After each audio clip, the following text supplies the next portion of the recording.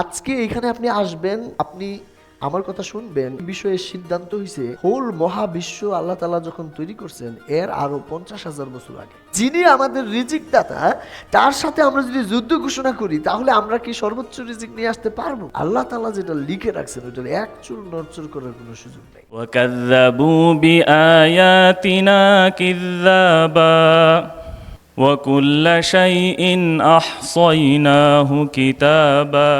আমরা দুনিয়াতে চলতে গিয়ে দুনিয়াটাকে এমন ভাবে আঁকড়ে ধরি যে আখেরাতটা কি ভুলে যাই। আবার কেউ কেউ আখেরাতটাকে এমন প্রায়োরিটি দেই দুনিয়ার কাজকর্মই করি না। দুনিয়াতে চলতে গেলে যে আমাদের হালাল রিজিকের প্রয়োজন হয়, চলার জন্য, ফ্যামিলিকে চালানোর জন্য বড় রিজিকের প্রয়োজন হয়, সেটাকেও ভুলে যাই। আমাদের শ্রদ্ধেয় 70 ক্লাবের মেম্বার নাজমুল আলম ভাইকে স্টেজে ডেকে নিচ্ছি স্যারকে ফুল দিয়ে বরণ করে নেওয়ার জন্য। বিসমিল্লাহির রহমানির রহিম। আসসালামু আলাইকুম। মুসলিম পরিবারে বড় হওয়া মানুষগুলো বিলিভ করে যদি দুনিয়ার সফলতার জন্য আমরা হিউজ ড্রাইভ করি তাহলে আখিরাত হারায় যেতে পারে। আবার অনেকে এরকম বিলিভ করেন যে যদি আমরা আখিরাতের প্রতি খুব বেশি ফোকাস দিতে থাকি তাহলে হয়তোবা আমার কাছ থেকে দুনিয়া হারায় যেতে পারে। এখনকার যুগে ব্যবসা বাণিজ্য করতে গেলে সুদ ছাড়া তো পসিবল না। এই যে সুদ, এর সাথে সম্পৃক্ত থাকা, নেওয়া অথবা দেওয়া উভয় ক্ষেত্রেই কিন্তু তার জন্য যে মিনিমাম শাস্তির কথা বলা হয়েছে সেটা হচ্ছে তার নিজের মায়ের সাথে জেনা ঘোষণা করার সমান বলা হয়েছে। আবার এও আমরা জানি যে সুদের সাথে সম্পৃক্ত থাকা মানে হচ্ছে আল্লাহ তাআলার সাথে যুদ্ধ ঘোষণা করা। মাইন্ডকে একটা বুঝ দেই,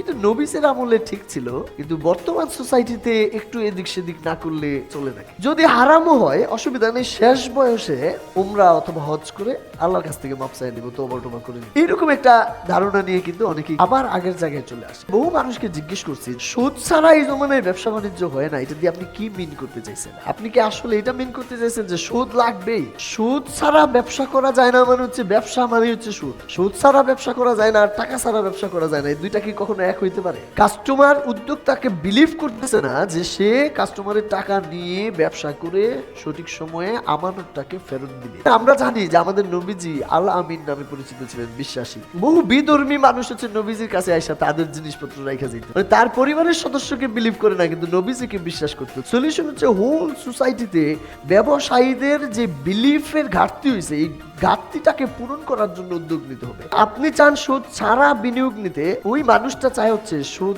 ছাড়া কোথাও বিনিয়োগ করতে। তাহলে চিন্তা করেন তো, মিয়া বিবি রাজি হয়ে গেলে তখন ব্যাংকের বা এক্সচেঞ্জের কিছু করার আছে? হোয়াই জান্নাতি মুসাফির। দেখেন, আমি যখন জান্নাতি মুসাফির শব্দটা প্রয়োগ করি তখন অনেকে চিন্তা করেন লোকটা কি জান্নাত কিনে ফেললো নাকি। একজন মানুষ মক্কার উদ্দেশ্যে রওনা দিলে আমরা বলতে পারি কিনা সে মক্কার মুসাফির। একইভাবে একজন মুসলিম, একজন বিলিভার, সে তার লাইফ তো ডেডিকেটেড করে জান্নাতে যাওয়ার জন্য। যেটা আমরা তো সবাই জান্নাতে যেতে চাই। তিনি জান্নাতে যিনি যেতে চায়, যার আলটিমেট গোল এটা, যার প্রায়োরিটি এটা, সেই তো জান্নাতি মুসাফির। সুদকে অনেকে ফিনান্সিয়াল ইস্যু মনে করে। সুদ আসলে ফিনান্সিয়াল ইস্যু না, সুদ হচ্ছে একটা বিলিফের ইস্যু। কলম সৃষ্টি করে আল্লাহ তাআলা ঘোষণা করলেন, লিখতে থাকো সমস্ত মাখলুকাতের ভাগ্য কি হবে, কিয়ামত পর্যন্ত হাসর নাসর সবকিছু লিখো। লিখে লৌহে মাহফুজে সংরক্ষণ করে রাখছে। পরিবার নিয়েও সে ভালোভাবে সময় কাটাচ্ছে। এবং কোনো একদিন আল্লাহ তাআলা যখন ডাক দিবেন, আজরাইল যখন আসবে, তার দেহটা পড়ে থাকবে, রূহটা চলে যাচ্ছে আলোর দিকে। একটা ফিনান্সিয়ালি সামর্থ্যবান লাইফ, একটা পারিবারিক সুন্দর লাইফ, এন্ড যে কোনো সময় মৃত্যুর ডাক আসলে আমরা সারা দিয়ে জান্নাতের উদ্দেশ্যে চলে যেতে চাই। এরকম লাইফ কি আমরা সবাই চাই নাকি চাই না? জান্নাতে যাওয়ার জন্য নামাজ রোজা যেমন ইম্পর্টেন্ট, সাথে ব্যক্তির কিছু হক আছে আমাদের উপরে, ওই হকগুলা আমাদের জন্য দায়িত্ব, ওটা পালন করাও কিন্তু ইম্পর্টেন্ট। রব্বানা আতিনা ফিদ দুনিয়া হাসানা ওয়া ফিল আখিরাতি হাসানা ওয়া কিনা আযাবান্নার। আল্লাহ তাআলা কি বলতেছেন দেখেন, যে হে আমার পালনকর্তা, আমাদেরকে দুনিয়াতে কল্যাণ দান করুন, আমাদেরকে আখিরাতে কল্যাণ দান করুন, এবং জাহান্নামের আগুন থেকে আমাদেরকে রক্ষা করুন। যেই মানুষগুলা সাকসেসকে জার্নি হিসেবে বিলিভ করে এবং চিন্তা করে, তারা অলওয়েজ একটা অস্থির লাইফ লিড করতে থাকে এবং সে কোথায় যাচ্ছে সে জানে না। এই নেভার এন্ডিং জার্নির এই মানুষগুলার জার্নি শেষ হবে কবে? যেদিন সে মৃত্যুবরণ করবে, তার মুখের মধ্যে কবরের মাটি পড়বে, ওই দিন সে থামবে। সবাই একটা জীবন করতেছে, কিন্তু খুব কম মানুষই আছে যারা আখিরাত তৈরি করতেছে। আখিরাত তৈরি করা দরকার। আমরা কি আর্নিং চাই নাকি আমরা আমাদের লাইফটা সুন্দর হোক সেটা চাই?